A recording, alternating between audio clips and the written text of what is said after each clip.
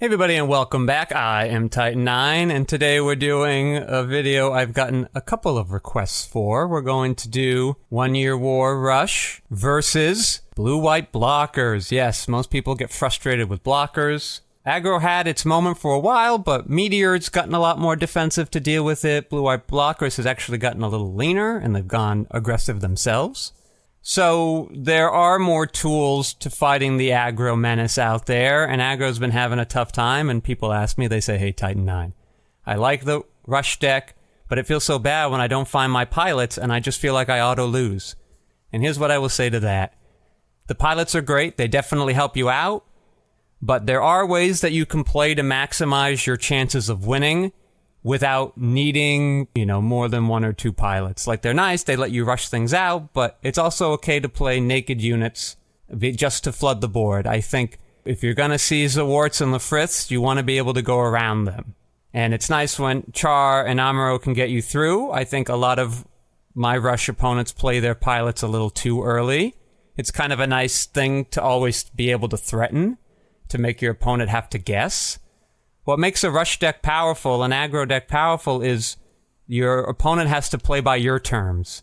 And yes, it's unfortunate when they run you out of cards and gas and you weren't able to pull it off, but like you're saying, I don't like this deck because if I don't see my pilots, I feel like I just lose. But the Meteor players are saying, if I don't see my blockers, I feel like I just lose. And so are the blue-white players. And the red-blue players are saying, if I don't see my pilots, I feel like So every deck they do need a certain mixture of cards in the right order to function properly. But because of that, that's why the meta's pretty balanced. And yeah, it doesn't feel good when you get your pilots, but it does feel good when you win on turn 5, which this deck can do. And your opponents are in the same boat if they don't find their pieces, they're having a tough time. So don't feel like that's a handicap to this deck. It's just one of the things you have to know and keep in mind and play with that information in your head.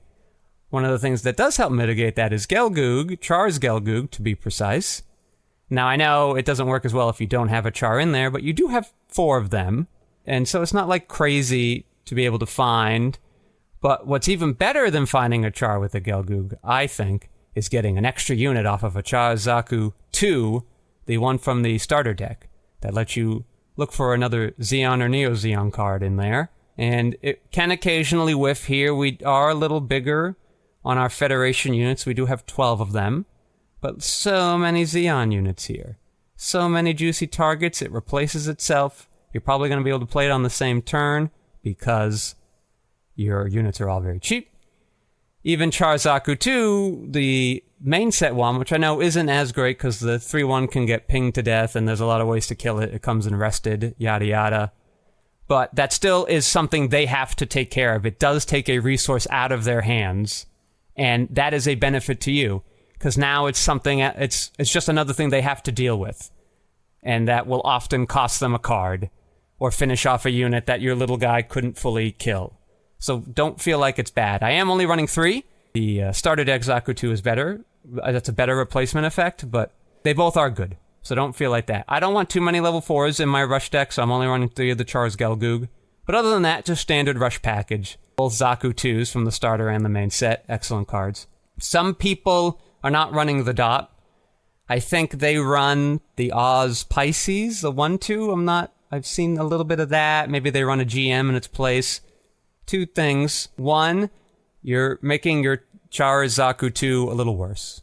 The one that lets you search for Xeon units, because now you have less of those in there. 2, there's, roughly half the time you're going to go first, and now you have 8 turn 1 plays. Then you're likely to play 2 more units on turn 2, and so that means on turn 3, you might have 5 units, you might even have 6 units on the field right there on turn 3. And let me tell you, that is a great way to win games against blocker decks. This is how I was able to take down the Beta Regional when everybody thought blue-white blockers was the big menace. You just go around the blockers. They can't stop them all. And yeah, maybe they'll get favorable trades there, but if they're only playing 1 unit a turn and we're playing 2 or 3, it doesn't really matter. And that's when you want your pilots to be done, when you need to take down a shield. That's really their best usage. Or sometimes an Amuro can be good if they have no shields and like one blocker and you want to get like 4 shields out of the way real quick so it doesn't really matter what they play the following turn. You're likely going to be able to kill them. Siege Ploy, I've left in here. I've gotten the show resolve. If you want to know why I got rid of it, you can watch the original One Year War aggro. There should be a tag above the video now or shortly. Siege Ploy, I'm still undecided on. It could be another base. Maybe a cheaper one. I've seen some people play white base. I don't love that idea. I get it. It's a nice way to refuel when you have no units. But again, I am trying to maximize my deck's ability to win on turn 5 or effectively win on turn 5, i.e. they're going to die on the following turn. They can't stop it. And I don't mind giving up percentage points in the later game where hopefully I find my Show of Resolve at the right time, and then I hopefully draw 2 cards that have a meaningful impact on that game at that point. That is just far likely to succeed than maximizing my chances of winning in those early turns. That's where the aggro deck's the strongest, so I'm leaning into it. I don't care if I'm going to have a harder time winning those late games, because I'm going to win way more games before we ever get there. But Siege Ploy is one of those things that can help. With blockers back on the rise, it might be correct. Maybe trying to find room for a second one, taking out a Dop or a Zaku 1. Maybe is a good way to do that. I don't know if I'd want to play 2. I've seen some lists do that. That might be too many. Sometimes it comes up at an awkward time. You have to hold up 1 mana a lot. Sometimes it can be good in the mirror. We're going to stick with 1 for now, though.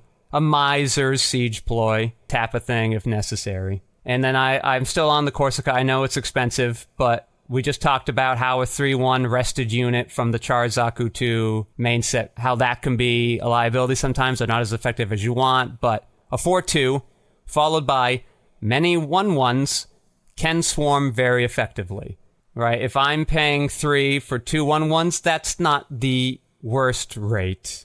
And I basically also get defense at the same time. So I'm fine with that. You could turn the Siege Ploy into a Corsica base instead of a white base. You have some options there. But we are going to play against, as I said, Freedom blockers. This deck still is out there. I know the tempo build has been gaining popularity. There's a lot of reasons for it. I have a video about that. You can see the card above there if you want to check out that video.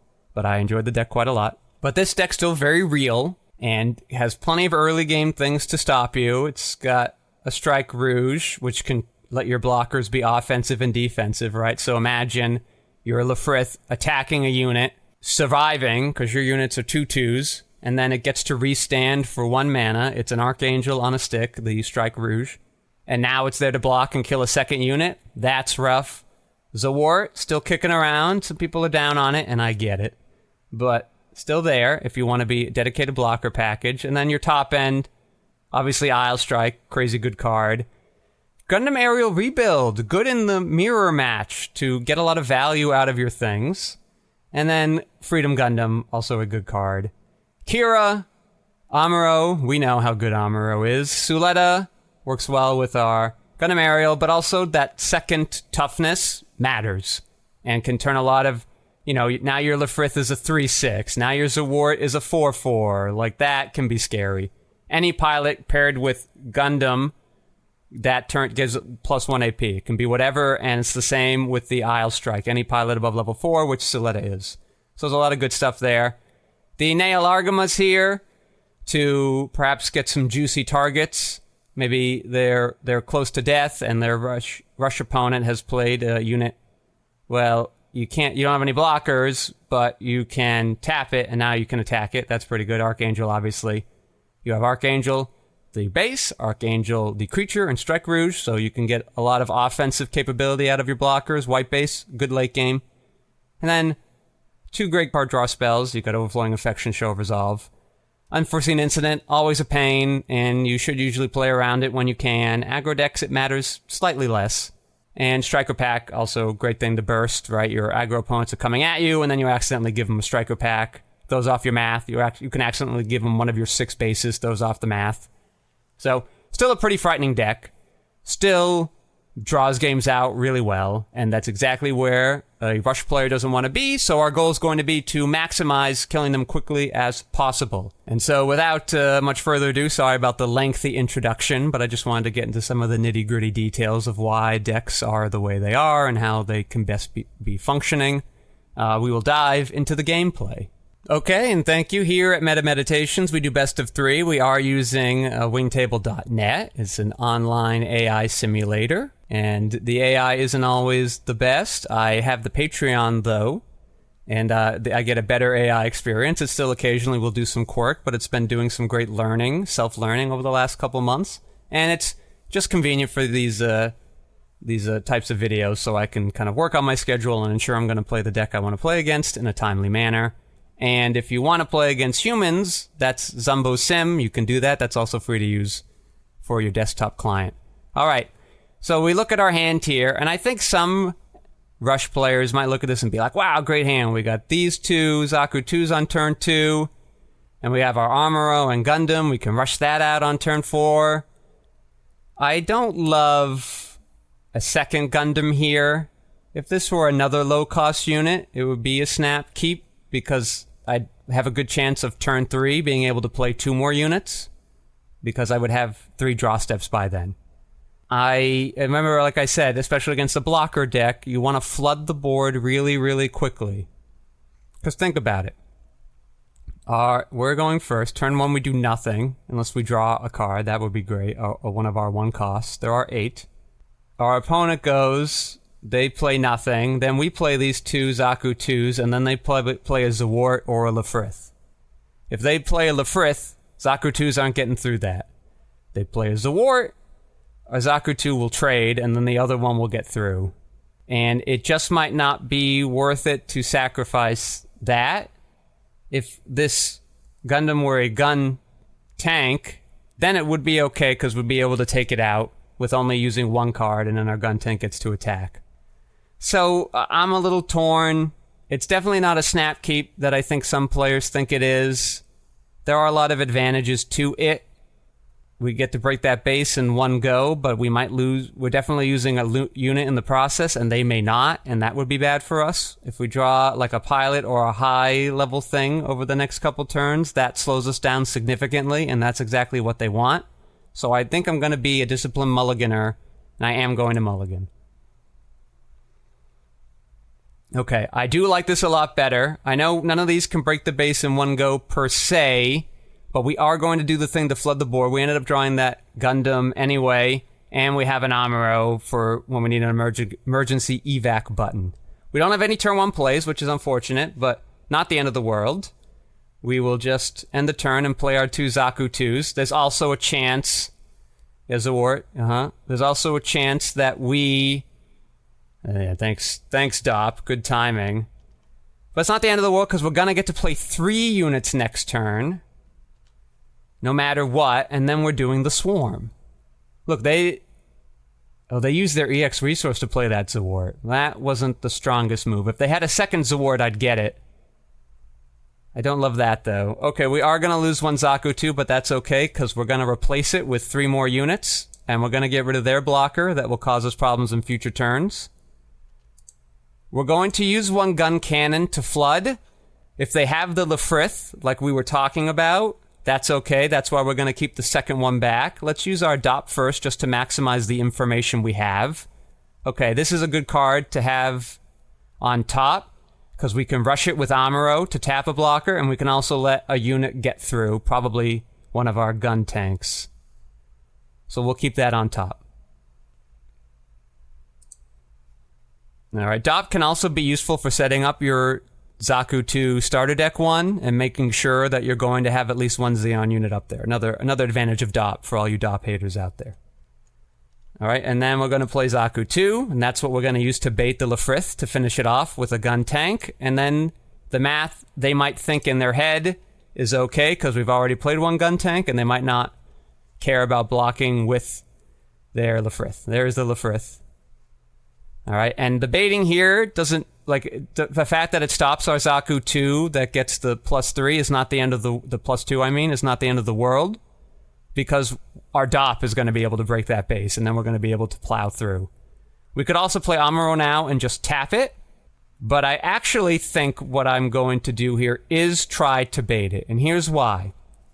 Because we have a juicy target for this Lefrith. I'm sorry, for this gun tank in this Lefrith. We get rid of this really annoying blocker. And we get to also play Gundam. And we don't have to pair it. We don't have to pair it with Amuro, because we do have this G-Fighter that can maximize our Amuro pilot and let our Gundam be able to get through unfazed. And worst case scenario, maybe we find out that it is better to pilot the Gundam with Amuro and then play G-Fighter and something else on the following turn. And then we still have like a full board. Because if we get rid of this blocker this turn, they will likely only be able to play one blocker next turn unless they have somehow got two Zawarts in their hand or a Zawart and another Lefrith. But the fact that they didn't play a Zawart on turn 2 makes it a little less likely. Are you following the logic here in the math? So everything will change if they don't block. No, sorry, we don't want to play a card. Everything will change if they don't block this Zaku 2. But I think that they didn't. Okay, I thought that they would there.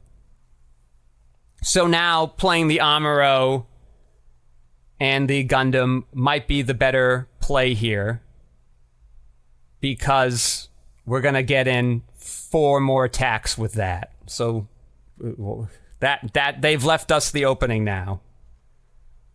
There's our Gundam. There's the Amuro. I'm sorry I spent a lot of time talking about a line that didn't even come to pass. But those are things you have to consider when making your decisions. And that's why it's like, I think a lot of players would have gone for the DOP first to like save the Zaku 2 to use against a bigger base if we were to flip one of those over. But this was a good time to try to pop this Gundam Lefrith. All right, but now we will attack with the little tiny units. Little units here. They got the Striker Pack. That's unfortunate, but let's see if they want to... The advantage is it really only stops one of our attacks, our gun tank attack. And they might want to end up trading here. They do.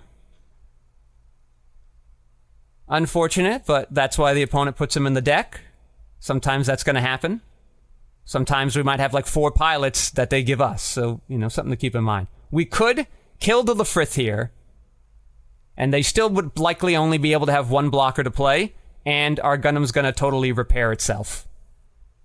Yeah, I think we will do that. I know it feels bad to trade, but Lefrith is... So we're down to 3. We're going to get 4 attackers, but we're only going to get 2 attackers by next turn. And they're going to kill some of our units in the process. So, and they might also get aggressive with this Lefrith if a player suspects another Amuro's coming. Let's kill that off. We have more units coming. We're going to get 3 attacks through next turn. And we might just even hold back on this G-Fighter to make sure one of our units can get through. They're going to trade... Interesting. They wanted to trade there.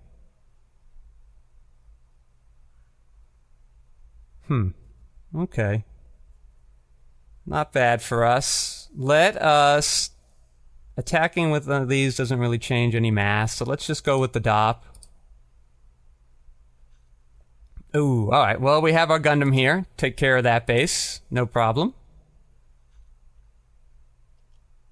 We're gonna go attack that. Okay, and we're gonna play this gun tank. Deal 1 damage to that. Probably won't matter. We're gonna play our Zaku 1. So if they could play Kira Isle here, in which case they have a blocker, and they bounce one of our units. But then we definitely win. They don't have enough blockers to stop us. If they play 2 other blockers, they're gonna kill one with this Amuro Gundam, and they're only gonna stop 2 attacks. And we can definitely make sure we get a base-busting attack through with our G-Fighter. If they play a base next turn and a blocker, now they have no shields left. So we're going to hold the G-Fighter. I know we love flooding, but the G-Fighter is going to make sure we can get through a base with minimal effort. If they want to kill the Amuro Gundam, that's a little unfortunate, but I think we're still going to be able to swarm around enough. This Zaku 2, they're not going to be able to kill, and that's going to deal 3 damage. And I think we're going to have enough to be able to pincer through. Let's end the turn. The Amuro player might also get greedy. Yeah, that. So sometimes the AI goes into spite mode. And what I mean by that is when it looks like mathematically they are extremely unlikely to win or impossible to win, it will make some odd play choices just because they can. Like, they are like, they throw a temper tantrum in a sense, and they're like, well, I'm gonna just inflict mass chaos. So if this is a base, it'll be a little unfortunate. What I think I would do, though, is put this Char, or maybe that's greedy, and I should save the Char. All right, let's attack first, while I think about what I would do. Okay, I think if that were a base, I would not attack with these units. I would definitely play the Dot, and depending on what that card is at the top, maybe play the G-Fighter. So we're definitely going to win here, but for the sake of playing through lines, let's see what card we would have had on top. Another Char. So we put that on the bottom, and now we're kind of in no man's land in the sense of information. Yes, put it on the bottom of the deck. Char lets us get through that one attack, but we also give them turns to play another base. But that's the advantage of... Because if we spent all this effort to kill a base, they could just have another one in hand. They do have 6. They could draw another one. They have many card draw spells. So probably it would be best to just sit back. They are not incentivized to play a base if there's one already out there with no damage, and our Char could just kind of go through. And there's so many units our Char links through. We have the Gelgoog. We have the 7 Zaku 2. So that's 10 units in our 33 cards. We've seen none of them so far. But do you see how that first hand would have caused us a little more trouble? We just would have been a little slower here by being able to have the 6 units on turn 4, 5, I think it was 5 units on turn 3. We were in a really good spot there to just go around everything, to force them to have certain answers that ultimately ended up not mattering because we had too many things for them to block or trade with their big Gundam. Theoretically, we'd have one less unit here, but we still would have been able to push through on the other attacks. That's the spite mode that it was at. That was instructive, and that was us going first, which can sometimes have a downside. All right, I did want to fast forward and do the attack so we could see what their hand was. Indeed, they had 2 bases. And if they had played one of those, though, they would have only been able to play a blocker, and we'd have been able to punch through that blocker, thanks to our Zaku 2. Right? This would have killed the Amuro. Well, we wouldn't have been able to punch through. Oh no, he bounced something to our hand. He bounced the Dop to our hand. Okay, that's what it was. So we would have been able to attack with that Dop, and then yes. All right. If it were a base, we'd be in the same position we are now. So I get why they made that play. Yes, this would have been bad for us. These 2 bases. So it was good we didn't let that game... Look, they only got to their turn 5. Like, that's what you want to do. You want to maximize your chances. Right? If any of those cards were a show of resolve, wouldn't have helped us. Wouldn't have done anything. Even the siege play wouldn't have been helpful here because they went aggro with the AL Strike Gundam anyway. But if they had chosen to go for the Archangel into the Isle Strike, then the siege ploy definitely helps you there. But we didn't need it there either. I'm not hating on siege ploy yet. It does have its uses. It just wouldn't have been useful in this game. Show of resolve could have caused us some trouble. Okay, ugly hand. Ugly, ugly, bad hand. 2 pilots. Expensive unit. Can't kill them. You're not doing anything this turn. I bet if you played this deck even once, you know not to keep this hand. Doesn't matter who your opponent is. Let us take that mulligan. Okay, not perfect, but not terrible. Would have loved to turn 1 play here. We do get to play 2 units this turn, and I don't love 2 pilots. I know all you people are like, I never find my pilots. He gets 2 pilots. They're likely to have a blocker here. Ooh, okay, we got a little lucky there. So the AI does know to keep strong blocker hands. They have a lot of them, but the AI doesn't tell me when it's mulliganed, and I know it does. So there's a chance that their mulligan hand just was bad. All right, we do get another pilot to at least get some use out of these G-Fighters. Let's go and kill that. I'm in an awkward spot here where I would love to save this G-Fighter to get through all my little units and just like do it again and again. I don't have them. I'm not drawing super well. So I do just have to go aggro as I can. We'll give it self-high maneuver, doesn't matter. All right, there. Yep, they're going to attack and kill one of my units. They've killed the correct one. But I think it's still going to be okay. See, the 8 pilots or people who are consider adding more pilots, there is a drawback to that as well. And 8, I think, is correct, and this is just bad variance, but I mean, it's technically fair variance. We're just on the bad side of it. Like, this is why you don't have to go crazy. Like, the alternative is drawing too many pilots is not great when you're the aggro deck. You'd rather draw less pilots because I can't do my game plan now. It's turn 4, we only have 2 units. What did we have last turn? 6? See what it's happening here? Our game plan's getting all messed up. Okay, here we go. Alright, we're gonna attack again. That is annoying, but we can tap it down. But then it's like, do we want to trade it? Because this Gundam here is going to kill one of our units. It's not likely to trade with our Gundam. They likely will play a blocker next turn. There is a chance they play 2. They have the other strike pack in hand, and any of their other level 4 or lower blockers only cost 2. There's not a good reason to play Char on any of these units this following turn. This Amuro Gundam is just going to eat them up. Like, if we had a lot of units here, if we had like 2 more units, and then we're going to play the Amuro way, we could say, who cares about this Isle Strike? We're just going to go face. Because then next turn, we're going to be able to go around the 2 or 3 blockers that they're going to have next turn. Plus, we have the G-Fighter to make sure something's getting through. The other thing to consider is our second Amuro is going to be able to tap down one of the blockers. But we are going to be down 1 unit, possibly 2 if they have another unit, or want to go aggro with this Isle Strike. But then I guess they don't have a blocker for us, and then our Amuro is useless. Which is something I do when I am playing a blocker deck and I know the opponent has Amuros and we're getting to the Amuro turns, is like, my blocker's getting attacked anyway, I might as well go aggro with it.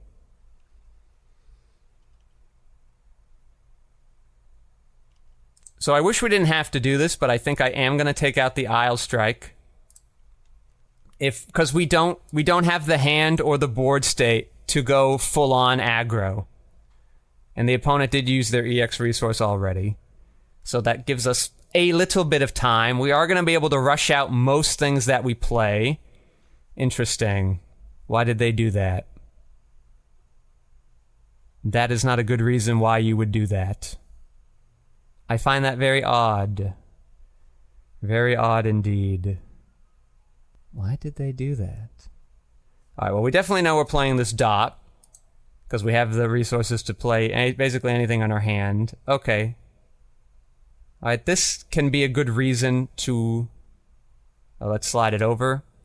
If we attack with this G-Fighter, right, we attack with this G-Fighter, and they block it, we trade. That's a good deal. Then we get 2 more hits in. The gun tank, if that shows a base, well, we got our other Gundam to go take care of that. If they do not attack with this if they do not block this G-Fighter, I will then give my Gundam high maneuver with the G-Fighter. I guess at that point I just tap it. Am I getting too cute? Do I just tap it now and waste the G-Fighter? Because I'm going to get 4 attacks in. Oh yeah, I think we just win. All right, we're going to put this at the bottom of the deck because we are planning to use our Amuro and G-Fighter here, and should we not be able to win on this turn for some crazy piloting stuff happening, then it will be nice to have better chances of drawing into a Char unit that we can link and rush with high maneuver. All right, so we will put it on the bottom. So we're going to play this G-Fighter now. It would be nice to have... I'm going to give high maneuver to the Gundam, because that's going to be our base buster. And if they... Well, yeah. Well, they get a 3-3 and this repairs 2. Okay, I'm going to give it to the G-Fighter that just came into play, because it too can be a base buster. And then if they get an Isle Strike, we'll attack with this Gundam first, because we won't die and we'll repair 2. Is that making sense, everybody? So we're going to give it to itself. We're going to play Amuro here. We're going to tap you. And now we're going to see if we can finish off this game. So far, so good. Attack with our things that cannot bust bases first. They got a Akira. That will be bad if they were to live another turn and be able to play their blocker. But again, they're only going to be able to play 1. That one's annoying because it technically stops 2 attacks because it's going to put a unit to our hand. But we might have him here anyway. So let's find out. Yes, we're going to attack with this Gundam first because if it is a striker pack, it can't stop our G-Fighter. If it's a base, then they do get to live another turn, but I don't think it'll be enough to stop us. And hopefully we can draw that Char unit here. All right, we're going to attack you. No base. Gave him another pilot, though. Ooh, but now we've won. Let's see what their hand was here. Show of Resolve. Are you listening? My aggro players. Show of Resolve. Suletta, 2 Amuros. That would have been annoying. 2 Kiras, and they did have that Isle Strike. So now they're playing 11 pilots, and you can see the negative side effects of that. We both were very pilot-heavy this game. This Gundam should have attacked a gun tank, so they technically would have been able to live another turn. I wish we could draw the top card and see if that was going to help us win. They still would have had 2 blockers. But then the Kira, if it doesn't attack, they have 2 blockers. They put back. We actually don't even have a lot of good targets for them to put back. Everything they put back, either, like our G-Fighter lets us rush through a blocker and then they're dead.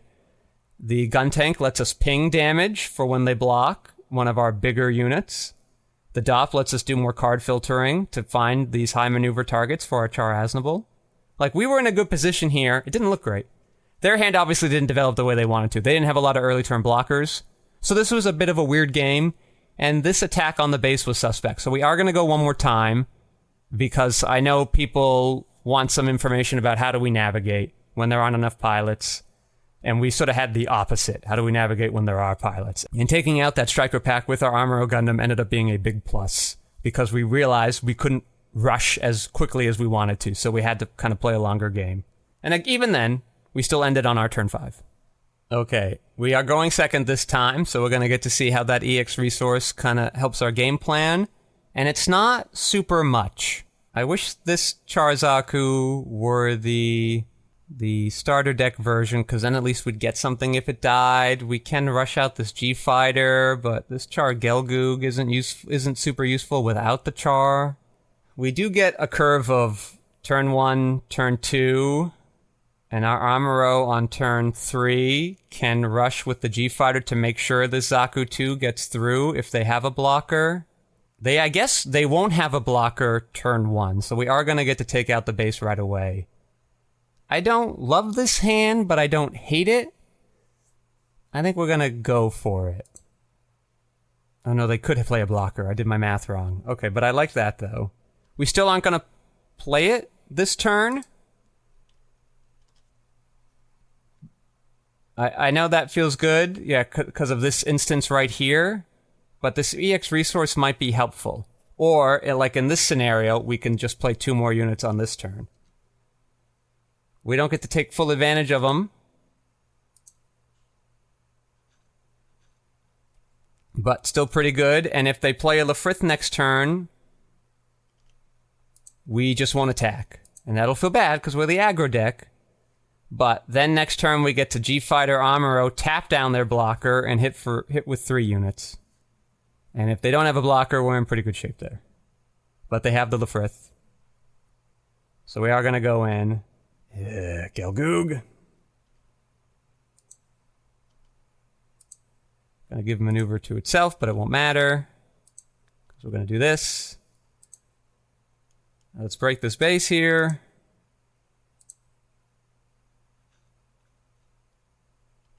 Let's go through. I had been hoping to... They got the striker pack off that burst. I had been hoping to use this G-Fighter to kill the Lafrith, which I know, again, doesn't go with our aggro plan, but our hand is just too slow, right? It's just like last game where we have to fight our way through this awkward late early game. But now they have the striker thing here. And I love this guy as a base buster. But we have to... Because they could just attack with both of these and kill my units, and then they're still around to do other stuff later on. They could Amuro next turn and take out my G-Fighter anyway, but I guess at least I'd take care of them. No, because these units, the Isle Strike could come in and kill it. And then they repair it when dealing damage to the other two. Alright. Oh, I can't attack that. Oh, I can attack the Lefrith and they can choose to block with the Isle Strike. They didn't. That's an interesting choice. Why wouldn't they do that? My unit gets to live. The AI might be valuing something in their hand that I don't know, such as this. Okay. That's still good on a Lefrith, though. And I'd be one unit down. Like, my G-Fighter can now kill that. So our EX resource doesn't super matter here anymore. 5 can basically play anything. So I'm going to play this Char Gelgoog and this Zaku 2. I want to try to hold on to this main set Zaku 2 to get a pilot for it, to get the extra value out of it. The Freedom Blockers doesn't run gun tank. So if they can't restand anything next turn that they attack with. But then this gun tank's not doing anything. But I guess that doesn't matter. I don't think we're just too... Now it's sort of the opposite. We're sort of too slow to start trading units with them because they're going to start doing their game plan now. And that is bad news for us. And we have sort of all of these Char units. We have another Char's Gelgoog to reuse a Char that gets destroyed. I think we are going to go aggro mode here. And now the people are like, oh no! Well, better to use that now than when it tries to trade with it, so we're not going to attack with the gun tank. There's not a lot of value in that now. And we'll play this little Zaku 2 that we drew. The vanilla one. Unforeseen incident. Like, that would be a good reason to not attack into it. The unforeseen incident would have just wrecked our day. Now they're the ones going aggro. Hey, we get a base. And we get to draw a card. I love drawing cards. Okay, the Siege Ploy could come in handy. We will attack with the Gelgoog against the base. So we can take out the base in one go and still have our Base Buster G-Fighter ready to clean up. Zaku 2. Okay. We're going to be playing some units here. We can actually use our Siege Ploy defensively as well. But at this point, I don't think that will be valuable, because they could play a blocker or two. They can kill off 2 of our units here, but we are going to play 2 more. And I am going to play this Char Zaku 2. I am going to play this. There's not really a good reason to ping the Gundam, because it just could heal that anyway. And attack our gun tank, so I'm going to ping the one that does not regenerate. Oh, silly me, I forgot to attack with our G-Fighter. Would have been upset about missing that point of damage. So we were able to turn this around. We did start drawing our lower cost units. They probably should have been trading more. But they are starting to do it now. So I could stop the Gundam here. And it's effectively the same thing when you think about it, right? If they play a blocker, you know, they stop one of our units. If they have this Gundam and they kill one of our units... Oh, maybe that's the math then. So here, if they play a blocker and with the Gundam kill one of our units, we're down 2 units, effectively. But if we stop the Gundam here and they play a blocker, we're only down 1 unit. You following? Now, that being said, they play 2 blockers, we're down 2 units, but that requires them to have those 2 cards. And they're going to be a little bit weaker of blockers. And they still only have 1 shield left. So, let us play the Siege Ploy. We'll tap down that Gundam there. We lose our Gelgoog, oh well. They do have the blocker. They do bounce a unit. So I guess we are down 2 units in that sense. But they bounced the... Not a great unit to bounce. Yeah, why would they do that? I guess? No. Let me think here. Why would they do that? I forgot about the bouncing on the Isle Strike. I forgot about that math too. So let's say they bounce this Char Zaku 2. I need Amuro to bust the base. Amuro will not kill this Isle Strike because they put the Soletta on it. I told you that +2. That's a big, nice booty. Oh, okay, that's why. Because then my Zaku 2, both of my Zaku 2s, Char and Vanilla, finish off that base and the gun tanks do it. See, this is where the swarm's helpful. You're feeling the power of the swarm? Swarming so good. We didn't even need the Char there. We had all these units that could link with Char. Didn't need it. Wasn't necessary. We just swarmed, and we didn't even get to swarm as fast as we like, and we still were able to do it. Alright, we're gonna play this G-Fighter. We're going to let it target itself, because we need to bust that base in one hit. We don't need to, as we just did the math for. We can't... another reason to play the Suletta. Now I can't tap their Isle Strike. But, again, doesn't matter, because we have high maneuver. Alright, and we'll let him kill one gun tank. And then we'll kill him with the other gun tank. I guess technically I'll let the Zaku 2 do it. Okay, they had their top end, but we didn't even let them get to play the Freedom Gundam turn. They probably would have played that next turn. Yeah, no reason to play the other ones out. Have a big blocker. Have 2 big blockers. It didn't matter. Are you following along here, everybody? Swarming. You want to swarm, and when you do find a pilot, you want to find the best way to maximize it. And we actually didn't really even get to do a lot with Char in these 3 games. We did have a lot last game, but we weren't able to use it because we didn't have great units to link it to, and it wasn't worth linking it onto one of our smaller units. That opportunity didn't come up. And this game went long, and even then, it's only turn 6. You could have made the case to play both the Zaku 2s out on the first turn for when they did have that Zawart, so we could definitely bust that base. But we didn't have a lot of low-cost units in our hand at the time. It just sort of worked out with both of our draws. And so I wanted to be able to at least play a Char Zaku 2 on that following turn to maximize our resources. That was the thought process. If you were to play both Zaku 2s to ensure that the base gets busted, that's not a wrong play. I'm just telling you why I did it the way I wanted to. And they did have a lot of blockers here, and they were a pain in the butt, and they did get to burst into this Isle Strike. They did not burst into though they had a base, actually, too. So, we got a standard game from them out of this one and the first one. That middle game was a little weird. But there are times when you're going to have hands like this, or hands like the last one. And it doesn't mean the deck is bad, it just is, there's a lot of variance in this game, as I say over and over again. Over 10% of your cards are going here in your shields. Sometimes your opponents are going to have better EX bursts than we do. We didn't even get any value off this Corsica base other than drawing that siege ploy, which did matter a little bit here towards the end. But they also could have burst into that siege ploy if they were on aggressive mode, which was good that they weren't, because it means the AI is learning.